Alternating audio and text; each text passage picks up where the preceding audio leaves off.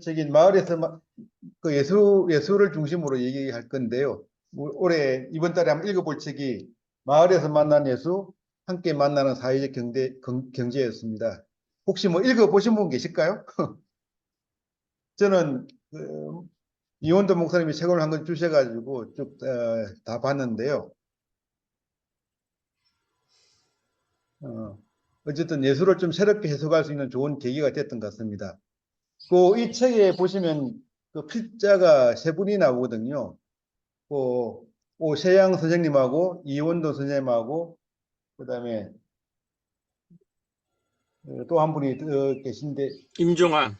임종환 교수님 세 분이 맡으셨어요. 두 분이 임종환 박사. 예, 책이 3부로 되어 있는데 각각 1, 2, 3부를 맡으셔가지고 그 집필을 하셨더라고요. 그래서 오늘은 제가 좀 두 분 얘기를 좀 들어보려고 그래요. 우리 부천의 오세영 선생님하고 이원도 목사님이 부부이신데 부천에서 오랫동안 지역 교회를 중심으로 해서 지역 운동을 하시면서 예술을 새롭게 해석하고 어떻게 예술 정신으로 그 지역 마을 공동체를 일구어 나갔는지 그런 한 40년 정도의 경험이 담겨 있는 것 같습니다.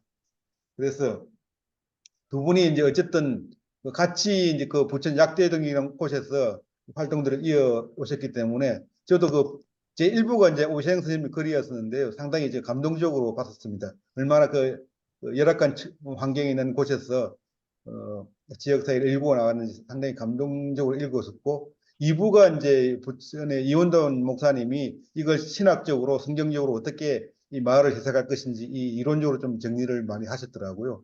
제3부가 이제 임종원 교수가 지역사회에서 왜 사회연대 경제를 해야 되는지 어떻게 할 건지 그런 책으로 구성되어 있기 때문에 안 보신 분들은 뭐 한번 일독을 해보시면 많은 도움이 될 거라고 봅니다. 그래서 저희가 어쨌든 그 삶의 경험 중심으로 얘기를 한 일부를 우리 오시영 선생님한테 뭐 10분 내외 정도를 듣고요. 나머지 1시간 정도를 그 성경을 또 예술을 어떻게 마을의 시선에서 해석해야 될 건지를 가지고 1시간 정도 이원도 목사님한테 좀 들어보도록 하겠습니다. 아무튼 40년 동안 부천 약대동에서 한 경험을 중심으로 또 성경을 또 예수와 성경을 마을의 시선으로 어떻게 해석할 건지 얘기하는 자리니까요. 오늘 뭐 좋은 시간이 됐으면 좋겠습니다. 먼저 그럼 우리 오시영 선생님 인사를 하시고 네, 시작할까요? 예, 진행을 하시면 좋을 것 같습니다. 네, 네, 소개받은 오세양입니다. 제가 사실 그 책에서 제 부분이 깍두기인데 이게 깍두기가 먼저 나와서 제가 약대동에서 만난 사람들, 뭐 어린이, 청소년, 그리고 이제 뭐 노인분들, 또 아주머니들 그런 이야기들을 약대동에서 만난 사람들이라는 제목으로 좀 썼고요.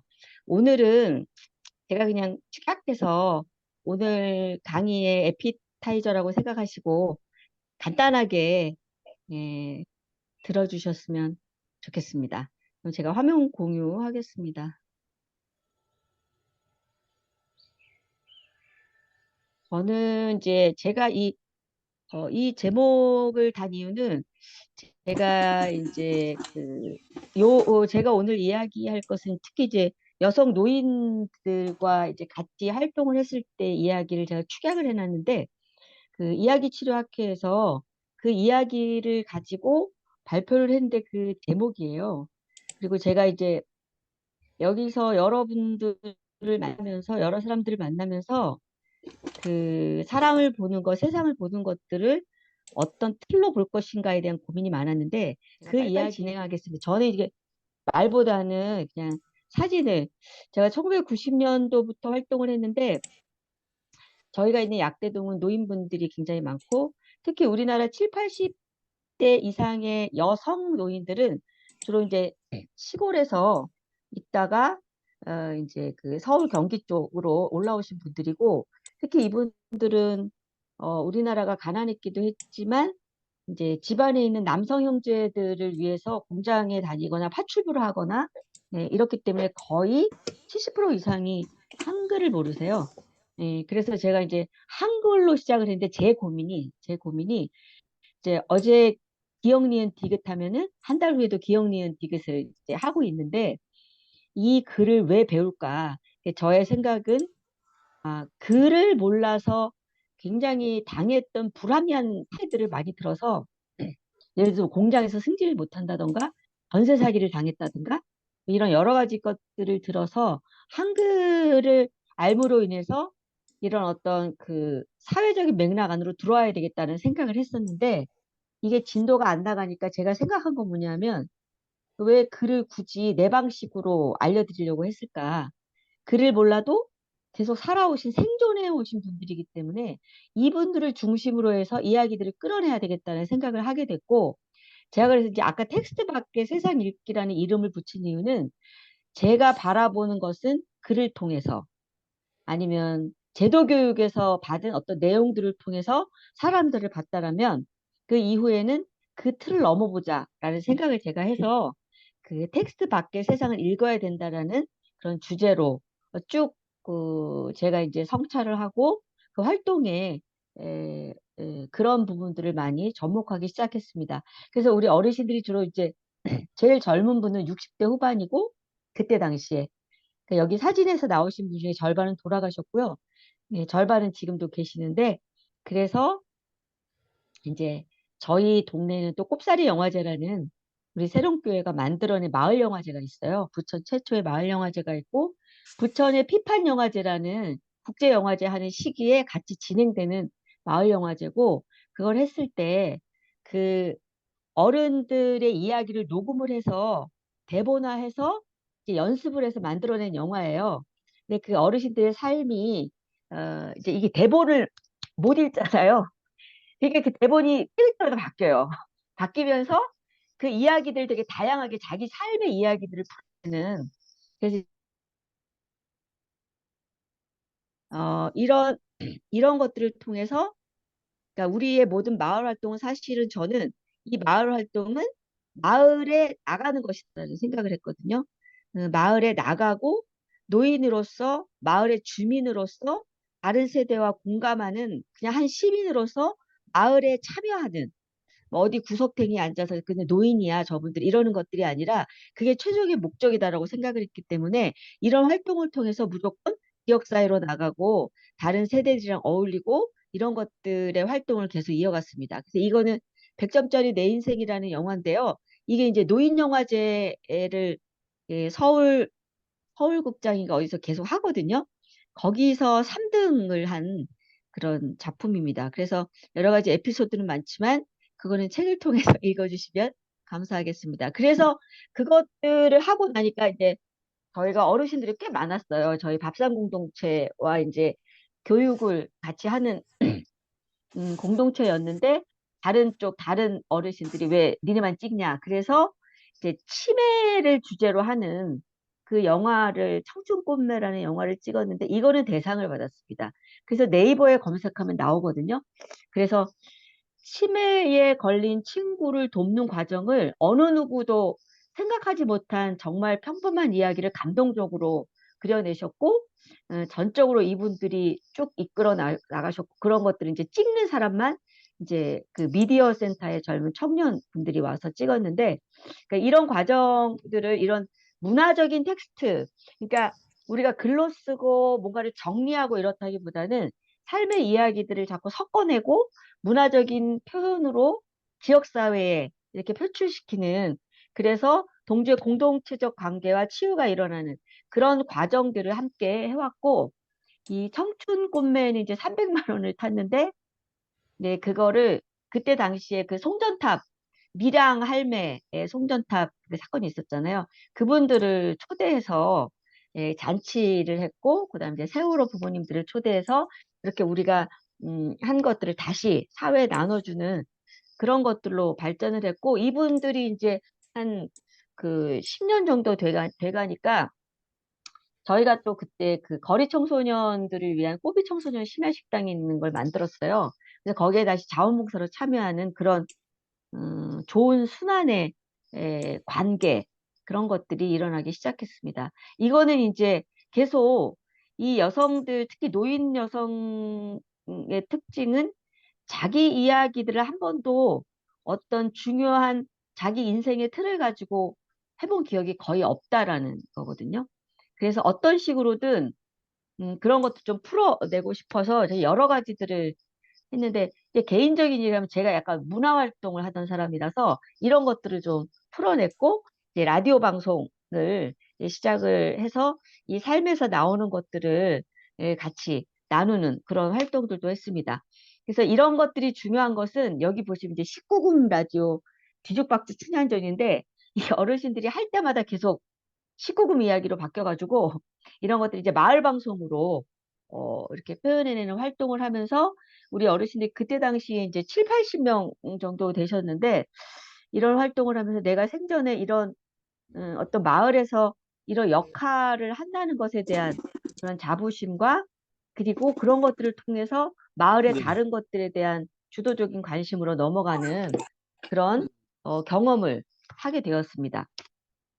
이거는 마지막 사진 같은데요. 이거는 뭐냐면 여기 보시면 이제 젊은 친구들하고 같이 있잖아요. 그래서 이 어르신 활동의 약간 결산의 부분들을 세대 공감으로, 그래서 이제 그 중간 중년들하고 청소년들하고 같이 이제 세대 공감 합창단도 만들고, 이런 활동들, 아이들은 글을 쓸 수 있기 때문에 구술을 통해서 이런 활동들도 만들고, 영화제에서 같이 그런 작품을 내고 같이 교류하는 그런 걸 통해서 그냥 뭐 어른을 공경하고 이런 것보다는 그냥 마을에 사는 사람들인데 서로 이웃이다, 어른이고 뭐고 할 것 없이 이런 관계들을 쭉 만들어간 그런 활동을 진행을 했습니다. 제 결론입니다.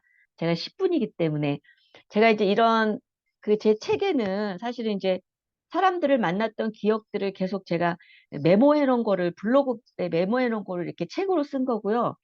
이제 그 사람들을 만나면서 제가 처음에는 이게 사회복지다, 마을 만들기다, 이런 틀로 객관화 시켰다라면, 제가 이런 삶의 과정을 통해서 그것은 객관화의 문제가 아니고 새로운 이야기들 통해서 함께 살아가는 그런 과정이었다. 그리고 우리가 마을에서 하는 뭐 복지라든가 이런 것들이 결코 이렇게 마을 사람들을 대상화시키고 어떤 사업들을 하는 측면이 아니라 그 삶을 어떻게 교류하면서 살아가는가의 문제였다. 이런 걸 고민하면서 쓴 책이었고요. 제가 그래서 얻은 결론은 그 내가 사람을 보는 우리 활동가들이 마을을 보는 어떤 정형화된 기준을 버렸다라는 거, 그리고 어떤 매체들을 통해서 한 사람 인생의 어떤 새로운 이야기들, 이제까지 자기 인생에 있었지만 발견하지 못했던, 발견하지 않았던 것들을 불러주고 자기가 다시 인생의 이야기들을 새롭게 쓰는 그런 맥락들을 잡아가는 활동이 필요하다라는 생각. 그리고 저희는 사실 이제 여성 노인들이 주로 그때의 남성들은 주로 바람을 피웠고 때리고 뭐 막 이런 것들이 많았기 때문에, 그리고 막 그때는 그 파출부, 식모살이 이런 것들 통해서 뭐 주인 뭐 한테 막 뭐를 당하고 이런 것 속에서 막 생존해 왔던 이런 걸 서로 위로하고, 예, 그런 삶들을 정리해내는 그런 과정이 되게 필요하다. 그래서 결국은 이런 과정을 통해서 다시 서로 새로운 삶의 이야기, 새로운 우리들의 이야기를 쓰면서 마을로 나가야 된다. 이런 게 바로 제가 이제 한 30년 남짓한 그런 활동을 통해서 배운 그런 결론입니다. 제가 오늘 10분으로 17년부터 이제 2020년대 코로나 직전까지 이제 그런 시기에 되게 마을 목회, 마을교회 운동이라는 것이 이제 일어나기 시작을 했는데, 하여튼 이제 그런 시야로 뭐 하여튼 저는 뭐 민주교회나 또 작은교회나 마을교회라는 시야로 계속 지금 성서 설교를 했고, 특별히 이제 촛불부터 이제 코로나까지는 이거 성서를 정말 새롭게 들여다 봐야 되겠다. 이렇게 해가지고 이제 교회에서 설교한 거 1월부터 대충 이제 4월까지 좀 집중적으로 했던 것들을 묶어서 이제 올해 이렇게 편하게 됐습니다. 자, 우리가 이제 마을에서 만난 예수로 할 때에 이제 우리가 갖고 있는 이제 예수의 가장 큰 오해는 뭐 다 그런 거는 아니겠지만은 많은 분들이 이제 한국교회 신앙인들의 많은 부분들이 이제 문자주의나 근본주의적 신앙을 가지고 있어요. 우리가 선교사로부터 받은 그 신앙의 흐름이 이제 그런 것들이 있기 때문에 이제 그런 것이 또 더 이렇게 약간 극단화되면 예수 믿고 천당 간다 뭐 그런 식의 신앙들이 이제 주류죠. 그러니까 예수라는 것은 이 세상과 관계없고 이 세상은 다 썩어 문드러 죽고 다 없어질 것이고 우리는 예수를 믿고 참 좋은 곳에 간 천당 간다. 이제 이런 식의 그런 수준을 못 넘어 서니까는 역사적인 예수, 역사의 시대에 실질적으로 갈릴리 팔레스타인에 살았던 그리고 십자가 처형을 당하고 부활했던 이런 것으로 신앙생활을 하는 분이 이제 거의 없는 거죠.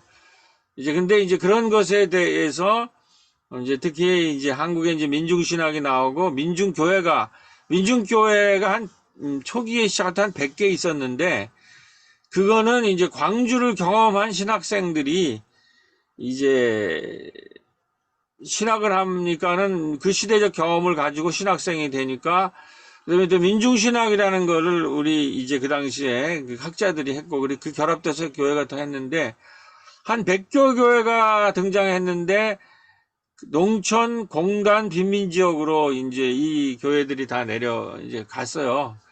그랬다가 이제 중간에 여러 가지 무너지고 없어지고 이런 것도 있고 뭐 제 생각으로 한 30개 정도 이제 생존해 있고 또 여러 가지 모양으로 많은 아까 말했지 작은 교회 그다음에 마을 교회를 이렇게 하면서 이제 어느 정도의 이제 성서를 보는 눈이 이제 생겼는데 하여튼 그 예수는 이제 그 갈릴리 마을이 이제 그 활동의 핵심이죠. 예수님의 운동은 역사적 예수의 운동은 핵심적으로 하나님 나라 운동이에요. 하나님 나라. 죽어서 천당 가는 게 아니라 갈릴리 마을을 하나님이 통치하는 나라로 만들겠다고 하는 것이 역사적 예수예요. 그런데 이런 식으로 성서를 가르치지를 않는 거죠. 그리고 그 중에 이제 복음서가 4개가 있는데 그 4개의 핵심이 처음 나온 게 이제 마가복음이죠. 그러니까 정말 민중이 경험한 예수를 쓴 거예요. 그 마가복음이. 근데 이게 이제 여러 가지 과정을 하면서 역사적 예수, 히스토리컬 지저스가 있는데 그거를 민중이 전달하는 과정에서 신앙적 그리스도가 더딥혀져 있죠. 그러니까 역사적인 사건으로 있었던 예수가 살았던 그 모습을 민중이 자기가 받아들이고 그 받아들인 거를 사람한테 전파하는 과정에서 그들의 고백이 들어간 거예요. 근데 이 양쪽이 굉장히 다 중요합니다. 그러니까 이 양쪽을 우리가 균형 있게 이해를 해야 되고 특별히 한국적 상황에서 다시 그게 뭔가라는 것을 계속 해석해 나가야 돼요. 이제 그게 설교죠. 그랬을 때에 역사적 이 예수의 특히 마가복음의 중심으로 한 행동의 핵심이 뭐냐? 핵심을 보면은 귀신을 쫓아내고 병자를 고치시고 밥상을 펴시고 비유로 가르치신 예수님이에요. 이 4가지 차원. 이거는 우리가 병자를 고친다라는 거는 뭐 우리가 알죠. 이 지역이 갈릴리가 가장 민중의 지역이니까 거기 아픈 사람이 많으니까 핵심이 병자를 치유하는 거죠. 그 다음에 밥상을 펴는 거예요. 밥을 먹여야 되니까. 근데 제일 해석이 잘 안 된 게 귀신을 쫓아내고라는 거죠. 요거는 근대 이전에 신화적인 세계에 있는 사람들이 예수를 만났을 때 그의 핵심은 악령을 추방했다라고 하는 거예요. 악귀를. 근데 이 악귀라는 거는 성서를 자세히 보면은 우리가 무슨 뭐 귀신 이런 수준의 얘기가 아니라 상당히 사회 정치적인 의미를 담고 있다는 거예요. 그러니까 권력에 대한 비판, 악한 권세가 지역사회와 마을을 지배하는 것에 대한 그것을 쫓아내, 거기와 저항하는 거, 사회정치적인 얘기예요. 그래서 이 귀신 쫓아내고 병자 치유하고 밥상을 펴고 비유하는 로 가르치는 거를 아주 싫어해서 당대의 마을을 지배하는 권세자는 누구였냐? 바리새파죠, 바리새파. 지금 마치 율법을 법률 법을 다스리는 사람들, 율법을 다스리는 사람.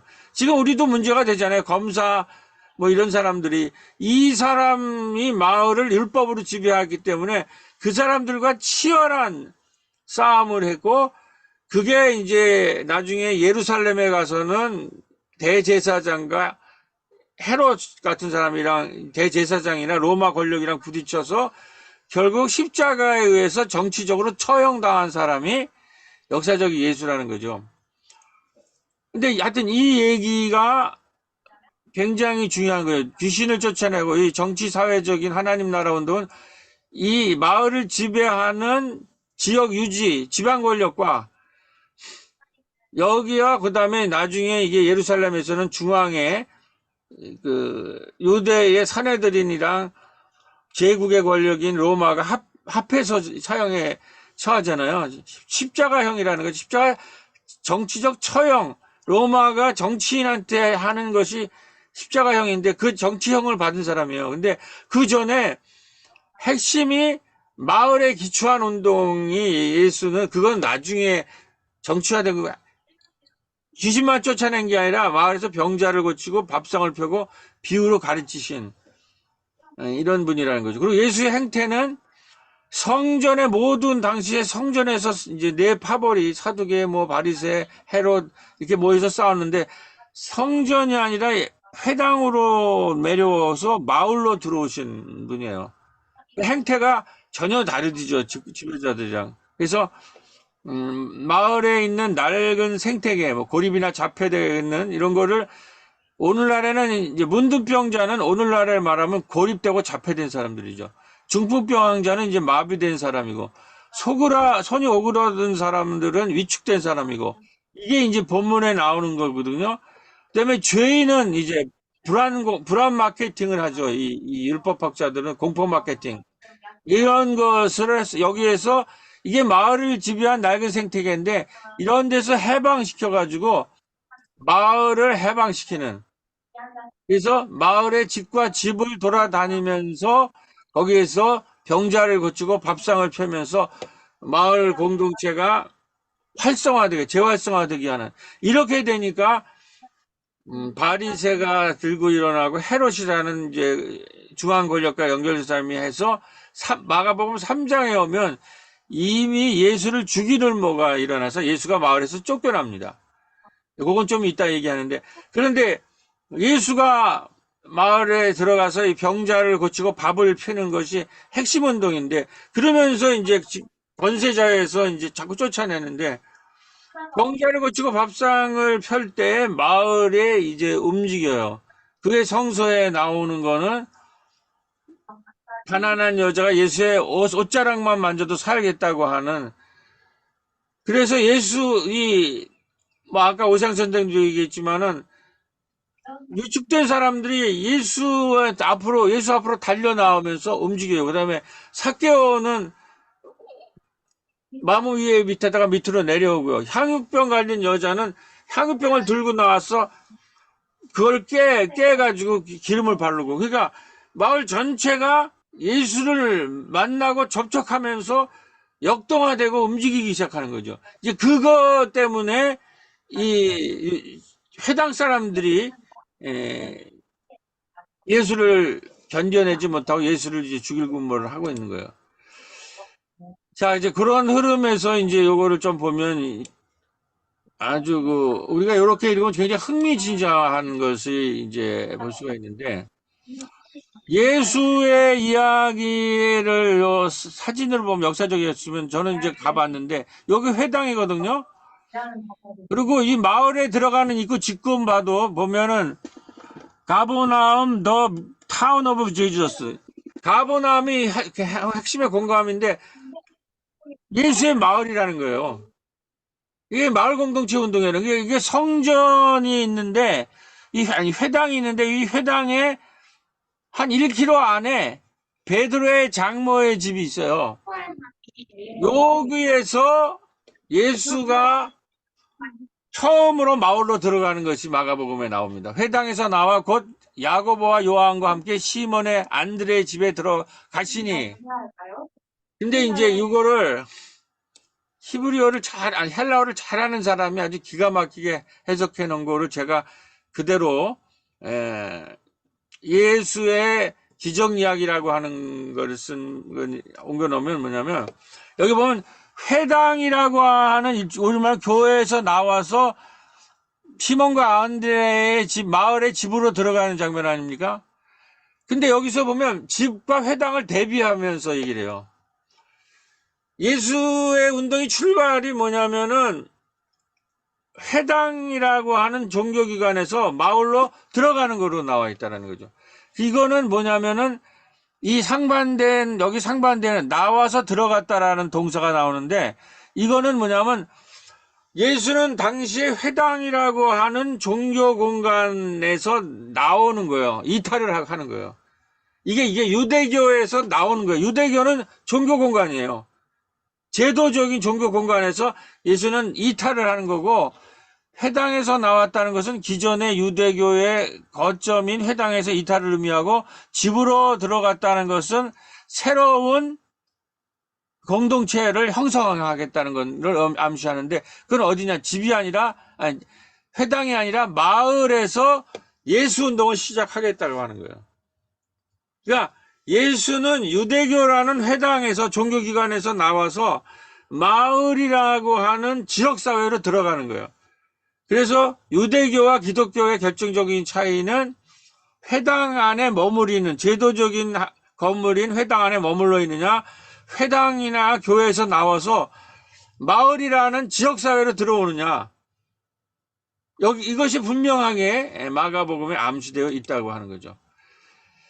그리고 예수가 이 마을에서 활동한 거를 3장까지를 쭉 우리가 탐색해 보면, 마을에로 들어가는데 제일 먼저 만난 게 베드로의 장모가 화병에 누워 있어요. 뭐 재미난 얘기는, 베드로가 예수 따라다니다가 이제 다 가산을 말아먹으니까 이 베드로의 장모가 이게 화가 나서 뭐 그렇다, 그런 재미난 말도 있습니다. 하여튼 이 여인을 손을 잡아서 이제 이렇게 세웁니다. 이렇게 세우는 게 이제 부활이라는 헬라어 동사랑 똑같다고 하는데, 이런 사건이 일어나니까는 1장 32절에 온 동네가 그 베드로 장모의 집 문 앞에 온 동네가 모였다고 그러는 거예요. 그게 이제 회당에서 나와서, 회당은 마을이랑 아무 상관없이 그냥 종교행위만 하고 있는데, 예수가 마을로 들어와서 집에 들어와가지고 병든 햇반 걸리는 여인을 일으키니까 각색병 걸린 사람들이, 온 동네에 있는 사람들이 다 모여가지고 밤새도록 치유해 줬다는 거거든요. 이거를 다시 풀면 오늘 말에는 이 온 동네가 문 앞에 모여서 이 베드로의 장모의 앞마당이 치유마당이 됐던 거예요. 치유마당. 요즘 우리 의료계에서도 커뮤니티 케어라고 돌봄 사역이, 이제 의료인들이 이제 마을로 신방하고, 교회도 마을 교회는 교인만 하는 게 아니라 마을을 신방하기 시작하거든요. 이제 그런 사건이 일어났다라는 거예요. 그 다음에 중풍병자 고치신 사건은 지붕을 뚫고, 들것에 아픈 사람은 지붕을 뚫고 이 병자를 예수 앞으로 내렸을 때 예수님이 거기서 사제서 너의 믿음이 너를 낫게 했다고 해서 이 병을 치료해줘요. 그때 본문에 어떻게 되냐면, 많은 사람이 모여서 문 앞에라도 용신할 수 없게 되었다. 그러니까 베드로 장모의 집 앞에는 온 동네가 모였고, 이 중풍병자의 집 앞마당에는 많은 사람들이 모여서 용신, 옆으로 이렇게 움직일 수 없을 정도로 많은 사람이 모였다는 게, 이게 교회당에 모였다는 게 아니라 마을에 모였다라는 거예요. 그러니까 예수님의 하나님 나라 운동은 회당이 아니라 마을이라는 거예요. 이 얘기를 우리 기독교가 잘 안 가르쳤어요. 그냥 교회로만 많이 모여서 교회만 크게 성장하자고 얘기했지, 마을로 들어가는 얘기를 했는데 이 얘기를 안 했다는 거예요. 세 번째는, 알페오 아들 레위의 집이 해변가로 올라갈 때 그 친구가 올라오니까는 그 친구의 집으로 들어가서 그 친구의 집 앞마당에서, 그 친구의 집안에서 세리와 죄인과 함께 밥상을 펴는, 예수님이 제일 좋아하는 밥상 공동체를 시작했다는 거예요. 자, 이걸 보면 이 마을을, 장모의 집은 치유마당을 만들고, 여기에는 이 중풍병자의 집에는 뭐냐면, 이 중풍병자를 들것에 싣고 4명이 협력해서 지붕을 뚫은 거거든요. 그러니까 이거는 오줌 말로는 협력과 연대의 마당이에요. 마을 공동체를. 이게 본문에 나와 있는 거예요. 그 다음에 어느 집에 들어가서 예수는 어디 가나 밥상을 폈거든요. 요즘 말하는 이게 복지마당이죠. 복지마당, 급식마당. 이런 걸 폈어요. 그리고 마가복음 1장 38절에 우리가 다른 가까운 마을로 가자. 거기서도 전도하는, 교육하고 전도하는 마을로 만들다는 거예요. 이게 예수 사역의 핵심적인 키워드라는 거죠. 그러니까 이제 한국 교회는 코로나 이후에 더 이상 강의 드릴 거야? 교회로 오지 않습니다. 교회 건물로 들어오지 않아요. 그러니까 앞으로 교회나 여기 올라왔어. 우리 시민사회가 뭘 해야 되냐면, 건물로나 제조된 건물로 들어오지 않아요. 마을로 나가서 지금 예수가 한 것처럼 하나님 나라 운동을 일으켜야 된다는 거죠. 이게 이제 우리 우리 마을대학에서 열심히 내니 많이, 뭐 먹었어, 밥? 아, 누가 지금 뭐 말씀하시나요? 이 김, 하나님 김, 말씀에 마을 공화국이랑 같다라는 거죠. 이게 마을 공화국이랑 다시 풀면, 예수님의 하나님 나라 운동은 밥상 캠프를 만들고, 그 다음에 이 마가복음에 빠진 그 장면이 아주 중요하죠. 가나의 혼인잔치예요. 잔치를 일으키는 거예요. 밥상을 펴고 치유 캠프를 만들고, 다른 마을로 가서 거기서도 전도하고 선교하는 이제 교육 캠프, 가르침을 할 뿐만 아니라, 가나의 혼인잔치는 얼마나 재밌는 거냐면, 잔치가 끝나가니까 사람 흥이 막 빠지는데, 엄마가 예수님한테 저 혼인잔치 흥을 돋궈달라 그러니까는 예수가 물을 포도주로 만들어서 잔치를 일으켜요. 이제 사실 제가 회신 법문이, 저는 이런 일을 좀 하고 싶었어요. 제 청년기 때. 한번 태어나서 물을 포도주로 만들어서 좀 잔치판을 만들자. 하여튼 이러한 소위 말해서 마을 공화국 운동, 예수님의 하나님의 나라 운동은 이 마을 공화국 전체를 이렇게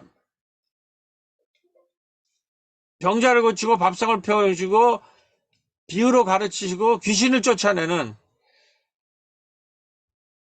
그거 이제 우리가 약간 기독교적으로 해석하면 이제 치유 마당이 될 수 있고, 밥상 공동체가 돼 있고, 교육과 전도의 마당으로, 이게 시민사회에서는 이런 식으로 마을 공화국이라고 얘기할 수 있고, 기독교 쪽에서는 이렇게 얘기할 수 있고, 얼마든지 하는데, 이 모든 거를 종합한 것이 마태복음 9장 35절 좀 후에 쓰여져서 예수님의 마을 활동을 총집약한 게, 예수께서 모든 성과 촌에 두루 다니사 저희 회당에서 가르치시며 천국 복음을 전파하시며 모든 병과 모든 약한 것을 고치시니라.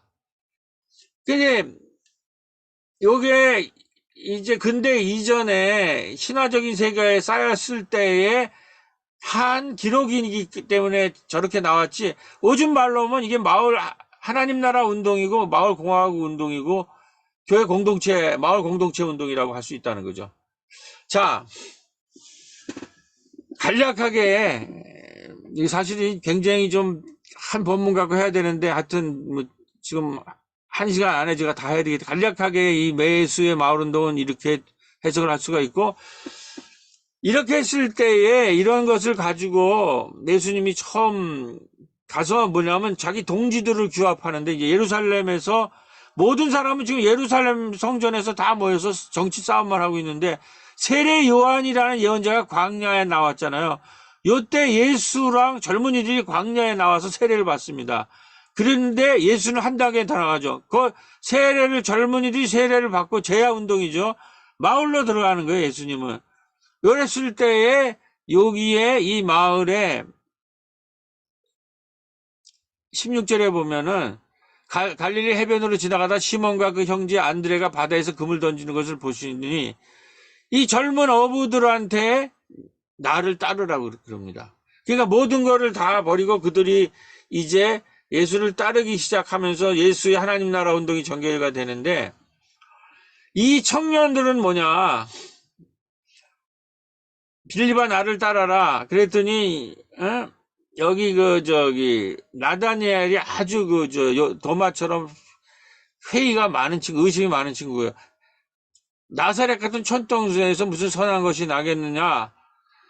이랬는데 와서 보라. 뭐 하여튼 이러한 모든 과정을 거쳐서 결국 이들이 예수를 따라 나섭니다.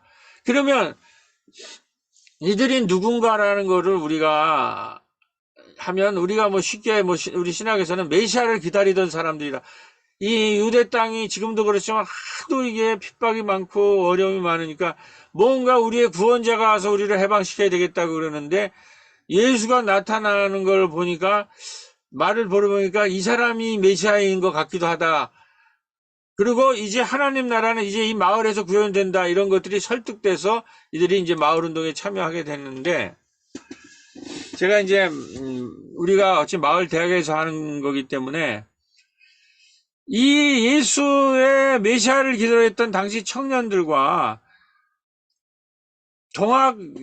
이 농민혁명을 일으킨 전봉준, 손화중, 김계남이랑 여기에 예수의 안드레, 빌립, 나다니엘과 굉장히 비슷한 모습을 많이 보게 되는데, 이거를 그 동학농민에 가능했던 근원적인 이유를 백승종 교수에 의해서 이 두 그룹이 이렇게 연결이 되면서 오늘 이 마을 대학이 어디로 가야 되느냐 하는 그 좀 느낌을 받을 수가 있었습니다. 백승종 교수에 의하면은 18, 19세기에 서당이 2만 1000개, 학생이 26만 명이 있었다고 그래요. 그러니까 동학이라는 것이 사실은 요즘 개벽이라고 그래서 많이 연구되잖아요. 기독교는 개화고, 이 동학은 개벽파잖아요. 근데 예를 들면 이정배 교수 같은 경우는 기독교가 오늘과 같이 상당히 이게 쇠퇴한 원인은 이 기독교가 개화파죠. 이 근대화의 결정적인 영향을 기독교가 끼친 건 사실이니까. 근데 이 개벽파와 같은 정말 동학과 같은 밑에서 온 것과의 대화가 부족했다라는 거죠. 하여튼 그렇게 해서 다시 이제 동학이 부각되는데, 이 동학에 가능한 거는 백승종 교수에 하면은 서당의 대중화와 지식유통체계와 확산과 함께 새로운 평민 지식인들이, 이게 전부 서당에서 이제 서당의 그 훈장 같은 이런 사람들이 동학을 주도했다는 거거든요. 전봉준, 손화중, 김계남이 다 서당 훈장 출신이라는 거죠. 이 동학이나 기독교가 성공의 이유가 이러한 평민 지식인들, 이 사람들이 다 평민 지식인이야. 메시아를 기다렸던 나다니엘, 빌립, 안드레가, 그러니까 그 평민 지식 육성하는 것 때문에 동학과 기독교가 강력한 마을의 기반을 가졌다는 거죠. 여기서 동학이라는 종교의 관건성은 동학 중심의 접주 또는 포주가 영향을 행사하는 마을이었는데 동학이라는 종교의 마을의 조직적 기반에 힘입어 동학혁명이 가능했다는 거죠. 그러니까 포장접의 이 접주들이 소위 말해서 평민 지식인이었고 이 사람들이 평민 지식인들이 백 교수에 의하면은 마을에서 군대를 가질 만큼의 물적 기반을 가지고 있었다라는 거죠. 그리고 교육 체계를 가지고 있었다라는 거죠. 지금 우리가 예수를 봐도 예수 운동도 이렇게 마을 전체를 이러한 공동체를 갖고 있었잖아요. 이런 거. 이게 지금처럼 해석이 안 됐지 1장부터 3절 보면 이 흔적이 다 남아 있거든요. 그래서 이 평민 지식인 운동에 대해서 누가복음에는 예수님의 자기의 하나님 나라 운동의 선언문을 하는데 그게 뭐예요? 가포 눈을 가난하고 포로되고 눈 멀고 눌린 자의 해방을 위해서 나가왔다라는 거죠. 이거는 마을 공화국의 선언 운동이고 우리 마을 대학의 선언 운동이고 이러한 운동이 지금부터 2000년 전에 우리나라 18, 19세기에 3.1운동, 광주, 민중항쟁, 촛불, 정부 평민 지식인 기반의 마을 대학들, 기독교로는 뭐 민주교회 운동, 작은교회 운동, 마을교회 운동이 전부 이런 마을의 평민 지식인 중심으로 일종의 마을 대학 같은 역할로 이러한 운동들이 민중운동이나 마을운동이 있었고 이제 최근에 19세기 그룬투비 같은 거로 이제 교육적으로 덴마크의 위대한 평민을 기르는 덴마크의 자유교육운동 이런 식으로 마을 대학으로 왔고 한국에는 지금 우리가 전국에 17개 이거 거기까지 왔다. 그리고 지금 시대는 이걸 요청하고 있다. 그렇게 요약을 하면서 이제 이거를 어떻게 약대동에서는 받아들였는가를 조금 하도록 해보겠습니다. 이제 사실은 뭐 저는 기초가 뭐 성서고 저는 학생운동의 경험, 뭐 기독교 청년운동의 경험이 있기 때문에 성서를 읽으면서 사회과학적 지식이나 민중신학적인 그 기초를 가지고 성서를 읽었기 때문에 하여튼 예수를 이런 식으로 보면서 마을 전체를 학습 생태계로 만드는 마을 학당이라는 걸 교육 캠프를 가지고 있는 거죠. 제가 여기서 캠프를 쓰는 이유는 이게 고정되는 게 아니라 움직이는 거기 때문에 그래요. 그래서 캠프라는 말을 썼고 요즘은 이제 학당이라는 쓰고 그 다음에 이제 계속 학습하는 캠프를 만들어 갖고 그 다음에 밥상을 펴는 예수처럼 밥상을 펴는 운동을 했고 그 다음에 교회에는 요즘에 커뮤니티를 케어해서 의사들도 지금 왕진을 들어가기 시작하거든요. 병원으로 오라는 게 아니라 마을로 들어가 물론 그 건강하고 진보적인 이제 의료진들이죠. 교회도 저희도 한 10년 전부터 봄에는 교인들을 신방하지만 가을에는 마을을 신방을 했습니다.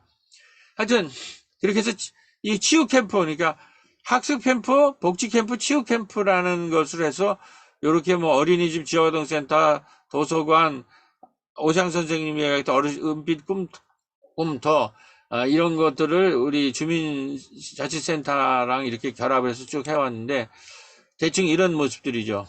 마을에 곳곳에 뒤에도 나오겠지만은 평생 학습 시대가 왔기 때문에 이제는 학교가 중심이 아니라 지역사회가 교육의 핵심 공간이 돼서 평생 학습 시대 학습 생태계를 만들자 그래서 우리 마을의 카페, 도서관, 꿈터 이런 모든 곳에서 마을 전체가 학습 생태계로 만드는 평생 학습 시대에 이런 걸 해왔고 그 다음에 이제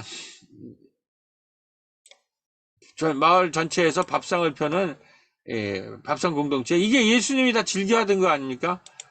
그 다음에 그들을 병자를 고치시는 거, 이 치유를 하는 이런 것들이 이제 발전해서 나중에 커뮤니티 케어, 뭐 최근에는 이제 돌봄 마을에 대해서 이제 우리 시랑 지금 의논하는 이제 모델링화 하자 그런 단계까지 좀 진행이 되고 있습니다. 자, 그런데 이제 여기에서 조금 오늘 우리 마을대학 하시는 분들과 좀 나누고 싶은 것은 예수님의 이제 마을 스타일에 뭐 다 아시다시피 즐겨 먹고 마시는 세리와 죄인의 친구가 예수님의 별명이에요.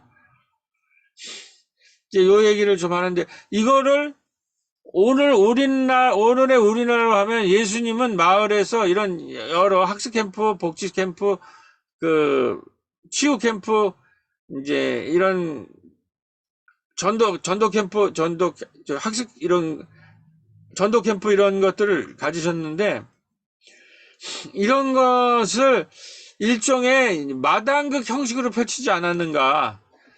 요거는 이제 그 도올 김영옥 선생이 이제 마가복음 16장은 초대교회 일종의 16장이 짧거든요. 일종의 마당극 대본이라고 하는 그게 있어요. 그래서 그것을 가지고 초대교회를 돌아다니면서 예수님의 마을 활동들, 예수님의 순환사, 예수님의 부활 이런 것들을 이제 춤추면서 공동체화했다 이제 이런 건데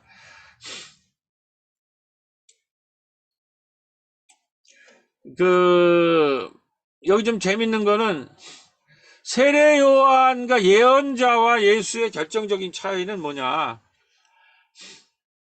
세례 요한은 광야에서 심판을 하는 분이게 굉장히 이제 심판하고 금식하고 금욕 생활을 하는 이런 분위기예요.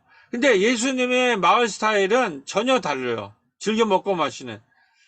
그러니까 예수님은 세례 요한은 심판의 분위기라면 예수님은 잔치 분위기예요. 결혼식 잔치를. 그러니까 와서 왜 금식하지 않았느냐 그러면 나는 신랑으로 왔는데 뭔 금식이냐. 그리고 예수님이 늘 세리와 죄인과 즐겨 먹고 마시니까 너는 왜 세리와 죄인과 창녀와 즐겨 먹고 마시냐 했을 때 나는 의리로 불러온 것이 아니라 죄인을 부르러 왔다. 이게 뭐랑 같으냐면 우리가 마당극에 보면은 그 말뚝이랑 그 양반이랑 갈등하는 과정이랑 똑같아요. 아, 그런 걸 보면서 야, 이게 정말 마당극 대본일 가능성이 높다.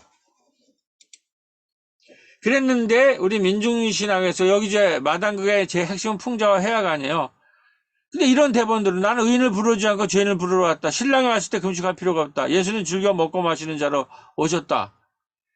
이러한 거는 이 예수의 이야기가 하나의 일종의 초대교회의 마당극과 같은 풍자와 해악으로. 그런데 여기 보면 그러면서 마당을 하는 거죠. 베드로의 장모의 치유마당, 중풍병의 집안마당의 협력과 연대마당, 레위집의 밥상마당. 이 모든 마당은 가정집이지만 마당이었고 마을 공동체 이야기를 마당극으로 입체한 마을의 공유마당이었다라는 거예요. 그래서 이런 공유마당이 예수님의 하나님 나라는 저는 마을의 공유마당이 확산되는 건데 이 병자고 아픈 자는 민초들 가운데서 그런데 여기서 문둥병 환자를 고치면서 예수님이 침묵을 하지 말지 이거 전파하지 말라. 전파하면 자기가 위태롭게 되니까. 근데 이 문둥병 환자는 너무 기쁘니까 전파하지 않을 수가 없는 거 아니에요. 여기에서 사실은 예수가 그걸 막지를 못해요. 그래서 예수님이 이제 마을에서 쫓겨나는 핵심적인 이유가 되는 거예요. 이 민초들의 움직임을 예수도 막지 못하는 거예요. 그러면서 이게 전달하는 과정에서 아까 말했듯이 역사적 사건에 자기들의 신앙 고백,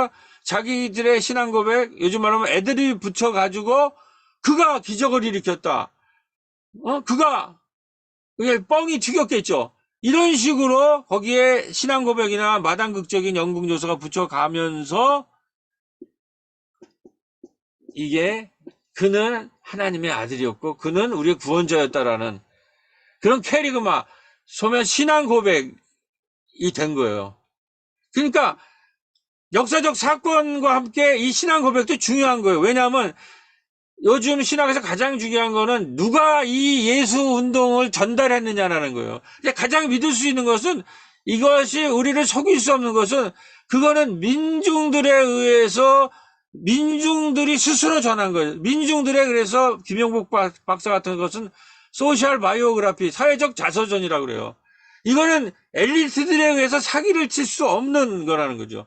그것이 일종의 마당극 형식으로 형성이 되어 있는데,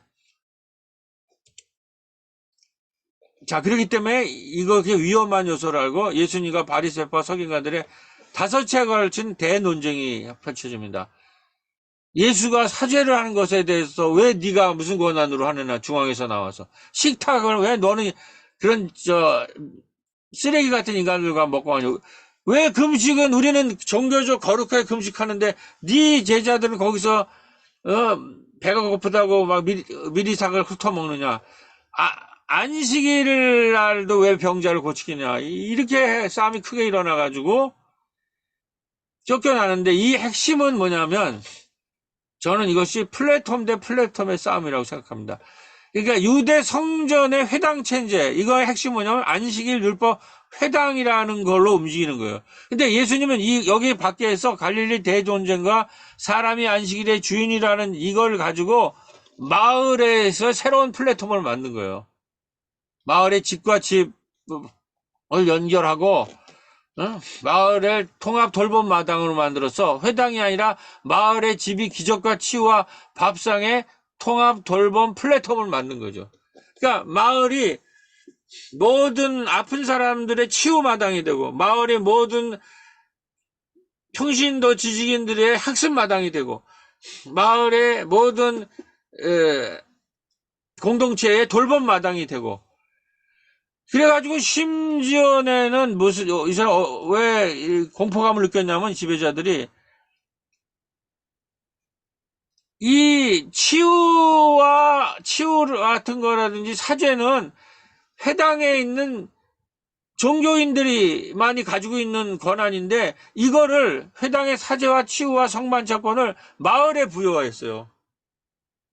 그러니까 사죄나 세례 요한이 왜 문제가 되냐면, 저기 요단강가에서 물에서 사람이 나오면 전부 세례 운동에서 죄가 사해지니까, 이거는 성전에서 종교 지도자들이 할 일을 막 하니까 그렇기 때문에 탄압을 받았지만, 예수는 그 일을 마을에서 해버린 거예요.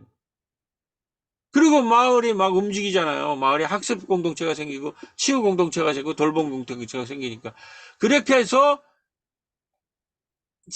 치열한 이 싸움이 성전 체제와 마을 돌봄 마당과의 플랫폼 싸움이 생겨가지고 3장에 오면 예수를 동네에 있는 권력자인 바리새파와 사두개가 연합을 해서 예수를 죽이는 음모를 하는 거죠.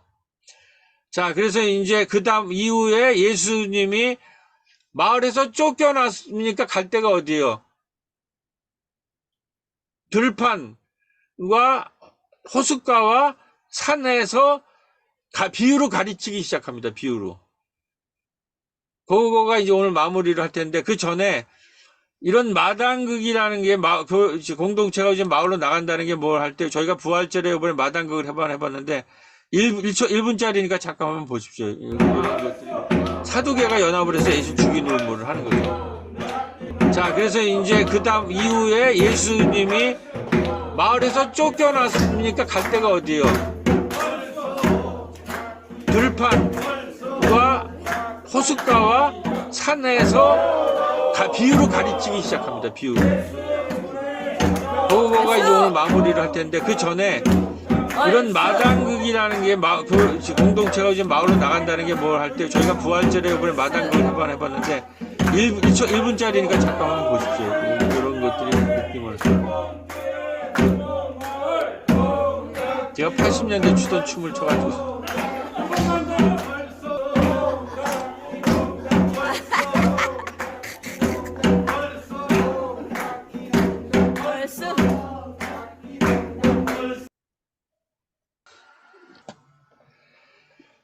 자, 신나게 나가다가 여기 또 결정적으로, 자, 이제 하여튼 요 예수 이제 마당극까지 봤고요. 자, 이제 뭐 좀 이제 결론으로 들어갑니다. 예수 운동이 대충 뭐냐는 건데, 제가 뭐 하여튼 저 이쪽으로, 그러니까 예수 운동과 지금 우리 현장의 마을에서 어떻게 응용할 수 있는가 한번 얘기해 봤고, 가끔 이 이제 마을 교회라든지 이런 마을 운동에 대해서 이제 요청을 받으면 이제 총 요약을 하면 이런 겁니다. 마을 마당 운동은 세 가지 생태계와 키워드가 있다. 그래서 처음에는 학습 생태계를 만드는 것이다, 마을에 있어서. 이제 뭐 아까 같이 뭐 예수가 거기서 이제 이제 비유로 가르치시는 게 있는데 그건 조금 이따가 얘기하고, 그거는 평생학습에서 이제 평생학습이라는 시대에 이제 학교가 중심이 아니라 마을이 중심이 된다는 것으로 해서 그래서 마을 대학으로 이제 제 좀 강의록이 바뀌었어요. 이제 평생학습 외면 마을 곳곳에서 학습을 할 수 있다는 것인데, 이제는 그거를 좀 더 구체적으로 마을 대학으로 가자. 그다음에 이제 마을 운동은 복지 생태계를 만드는 건데, 처음에 제가 거기서 이제 복지 사회적 자본을 만들자 그랬거든요. 신뢰와 사회적 자본을 만드는 것은 협동과 소통과 돌봄과 공유라는 자본을 통해서 신뢰를 만들어내는 건데, 이 신뢰가 사회적 자본이거든요. 그걸 제가 요즘 조금 한 단계 더 나갔습니다. 사회적 자본에서 사회적 연대 경제도 나가야 된다. 그러니까 이런 신뢰, 사회적 자본을 획득해서 뭘로 가냐면 사회적 연대, 다시 말해서 양극화나 불평등 극복이라는 그런 경제로 넘어가야 된다. 이제 이런 얘기를 좀 얘기를 하고 있고요.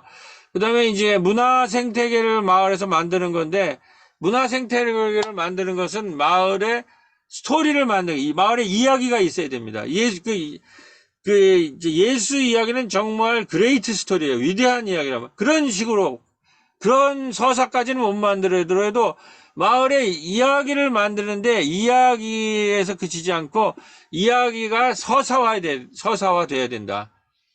이야기와 서사가 뭐가 틀리냐? 이야기가 고난을 거쳐서 부활이 될 때 이게 서사가 되거든요.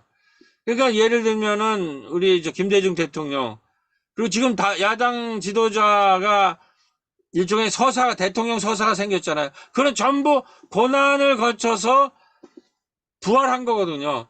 그러니까 마을의 스토리텔링이 되고, 그 스토리가 고난을 거쳐서 부활하면서 서사가 마을의 고유한 자기 이야기가 가져야 돼. 그냥 이야기가 아니라. 그렇게 이제 평생학습에서 마을대학으로, 사회적 자본에서 사회적 연대 경제로, 마을 스토리텔링에서 마을의 서사로, 이런 걸로 얘기하면서 이제 여기에서 저희가 이제 마을대학에 합류하는 이유가 있고, 또 우리 부천 지역에서는 지금 사회적 연대 경제, 제 책의 끝에 원래 오세영 선생님이 마을에서 만난 사람들, 제가 마을에서 만난 예수로 이렇게 쓰려고 그랬는데, 임종환 교수가 사회적 연대까지, 경제까지 해야 미래가 보인다 그래서 거기가 붙은 거고요. 이렇게. 그러니까 마을 활동 가운데 공동체가 고난을 경험할 때 나와 공동체의 정체성과 가치가 공동체의 서사로 요약되고 있는가? 이것도 마을 운동의 이게 중요한 이야기입니다. 자, 그래서 이제 아까 말했듯이 오늘 얘기는 주로 예수가 마을에서 어떻게 병자를 치유하고, 귀신을 쫓아내고 병자를 치유하고, 그 다음에 밥상을 펴고, 그 다음에 비유로 교육을 했는가, 마지막 비유로 교육했는가라는 얘기가 지금 남았는데요. 그게 이제 우리랑 관련되는 거죠.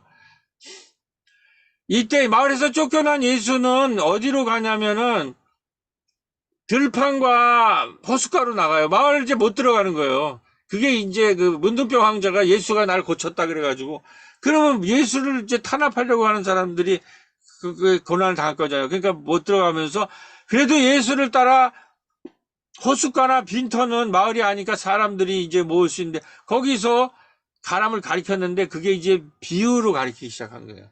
그게 우리 마을대학과 관점이 있는데, 근데 그 이후에 이방 항해라는 것이 나옵니다. 예수님이 이방 땅에 거라사에 있는 헬라의 데카폴리스 열대로 선교로 가는데, 그때 거라사 청년과 수르보니게 여인과 하열병 걸린 여인을 만나죠. 근데 이 사람들, 근데 이때에 제자들이 다 떨어져 나가요. 예수님 마을에서 쫓겨나가면서 이 항해를 가면서 제자들은 다 배반 부인 도망을 준비하고 있어요. 근데 이때에 하나님이 협력자를 보내주신다는 거예요. 그러니까 우리 마을 공동체를 하면서 공동체에서 같이 일하는 사람들이 배반도 하고 부인하고 도망도 가고 또 여러 가지 갈등이 일어나고 떠나기도 하는데, 그때의 성서 이야기는 사람이 또 온다라는 거죠. 그래서 여기서 이제 신나는 마을의 공동체의 이야기에서 이제 고난이라는 항해 바다의 이야기가 상당히 길게 나오고, 맨 마지막에 이제 예루살렘이라고 하는 예수를 잡아 죽이는 대로 올라가는 것이, 거기서 이제 아까 말했듯이 스토리텔링에서 잔치 이야기에서 서사로 넘어가거든요. 그 얘기는 지금 할 시간이 없고 나중에 할 수 있는. 자, 요게 이제 마지막 얘기인데, 말에서 쫓겨난 예수 비유로 가르치는 게 뭐냐는 거죠. 그러니까 예수의 교육과 일반 제도 교육과 어떻게 다르냐. 일반 율법학자들이랑 회당을 지배하고 있는 사람들이, 유대교는 소수 엘리트에 집중한 교육이라면 예수는 익명의 민중, 가난하고 소외된 자들.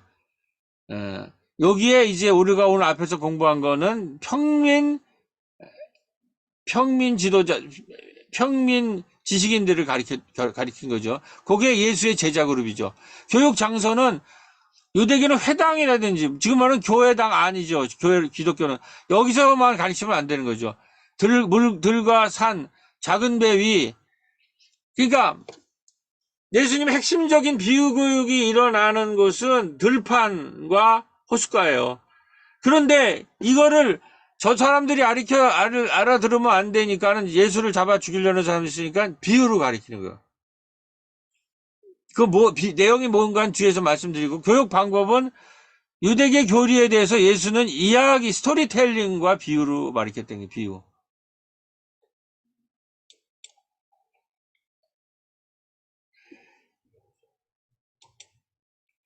그런데 비유의 내용이 뭐냐? 비유는 전부 전복적인 것이에요. 예를 들면 예수의 비유에 나오는 건, 큰형은 굉장히 모범적이고 탕자는 다 말아먹은 사람이잖아요. 근데 예수님이 누구 편을 드느냐, 누가 올 때 그냥 버선 발자국으로 나가느냐, 탕자의 입장에 서 있는 거예요. 그러니까 모범생들이 설교 들으면 맨날 좋은 일하고 혼나요. 이게 견디기가 힘든 거지, 제대로 설교한다면. 그 다음에 바리새인 같이 율법을 잘 지키고 죄 없는 사람과 죄 많은 여인처럼 못 지키고 죄 많은 사람들 중에 누가 용서받고 누가 탕감받는가? 죄 많은 여인이라는. 이거는 이제 일반적인 거지만은, 포도원 일꾼 같은 경우 보면 맨 먼저 온 자랑 맨 나중에 온 자랑 똑같이 임금을 줘요. 뭐 지금 처음 온 자와 나중 온 자가 모두에게 한 데나리온씩 주는 기본 임금이나 기본소득, 이런 게 이미 2000년 전에 이런 게 실행되고 있다라는 거죠. 사회적 경제관으로. 자, 그리고 가장 결정적인 것이 예수의 겨자씨 비유예요. 예수님의 하나님 나라가 뭐가, 하나님 나라 운동이라는 게 뭐냐를 가리키는 건데, 유대인들이 제일 좋아한 거는 유대인의 성전을 짓는, 솔로몬 성전을 짓는 레바논의 백향목, 송백나무라고 하네요, 우리나라. 이런 얼음들이 나무. 이게 유대인들의 하나님 나라가 꿈이에요. 2000m, 200m 이상에만 자라고 300살이 되어야 열매를 맺고, 높이가 40m, 3000살까지 살 수 있는 일종의 우주수구 세계수죠. 우주적이고 세계적인 이런 거로 지은 성당, 뭐 이런 걸 하나님 나라라고 보는 거예요. 예수님은 동네에서 나무도 아니에요.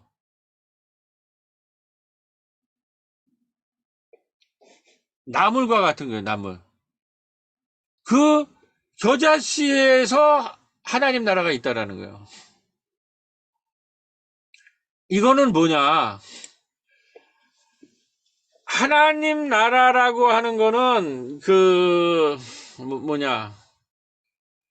하나님 나라라고 하는 거는 세계수라는 로마 제국 같은 때가 아니라는 거예요. 그럴 필요 없다라는 거예요. 세계수나 우주수.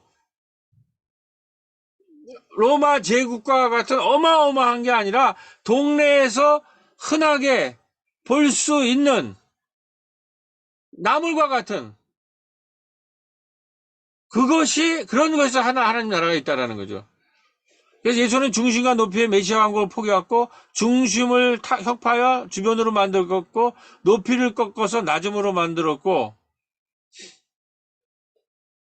이것은 예수님의 하나님 나라는 유대인의 거대 우주수인 백향목이 아니라 한낱 잡초에 불과한 겨자풀새 세상, 즉 우리 일상의 마을 공동체에 임하온 새로운 세상을 의미한다는 거예요.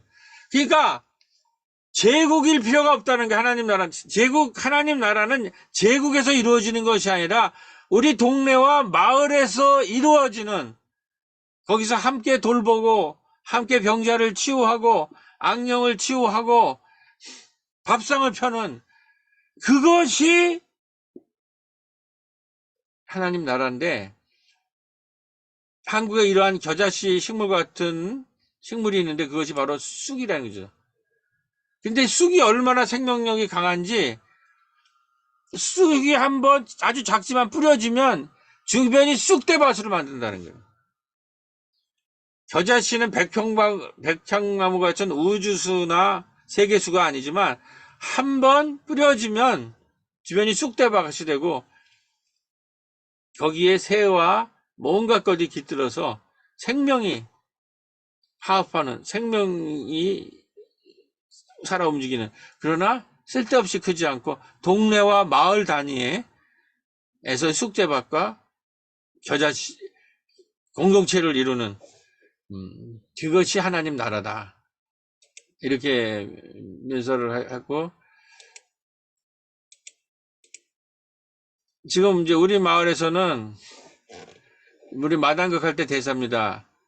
그 청년이들은 빚이 많고 집 밖을 못 나가는데 결혼을 안 하고 아이도 잘 낳지 않는 비투와 영끌.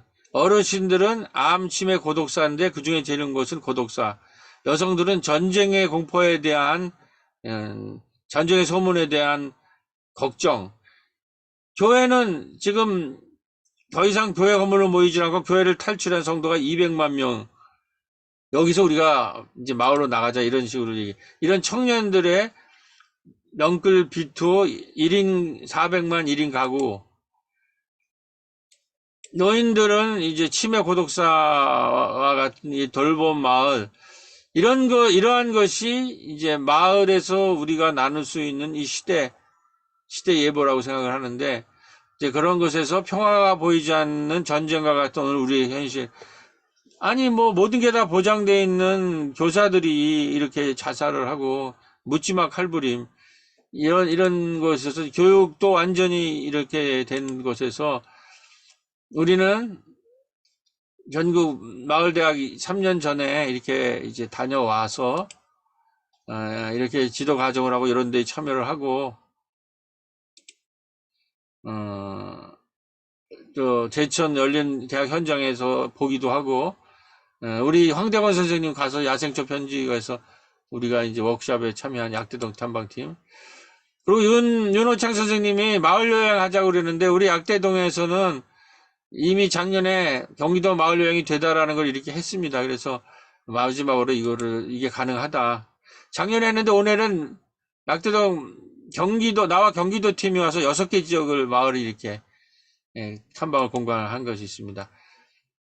그러니까 조그만 곳에 겨자씨 같은 게 하나가 풀어지면 마을 전체가 이렇게 여행을 할 수 있는 이제 수준까지 가능하다라는 거죠. 여기 뭐 지역아동센터도 돌고 골목길로 해서 추어탕도 먹고 마을 사람들이 이제 전부 나와서 세대국 돌봄 마을에 대해 이게 경기도 마을 여행이대 버스가 온 거거든요. 30명이 왔고, 이 꼽사리 영화제 공간들, 그다음에 우리 꼬비 심야 식당 하시는 집사님, 그다음에 여기 어르신 하시는 분, 어르신 돌봄 네트워크 하는 선생님이 나와서 소개하는 장면, 그다음에 우리 역사문화 세대 공감하는 거, 이렇게 마을 사람들이 다 나와가지고 장장 50년, 55시간 동안 경기 마을 여행이 되다 하는 이런 프로그램이 될 때, 그리고 이제 마을 대학 운동, 윤호청 선생님이 직접 오셨죠. 이렇게 해가지고, 이렇게는 하는데, 하여튼, 지금 다 소개시킬 수 없지만 저희 마을 대학이 조금, 새로운 방식으로 지금 또 협의가 진행되고 있어서 다음에 좀 완성이 되면 그 기쁜 소식도 좀 알려드리겠습니다. 이상으로 제 얘기는 마치도록 하겠습니다.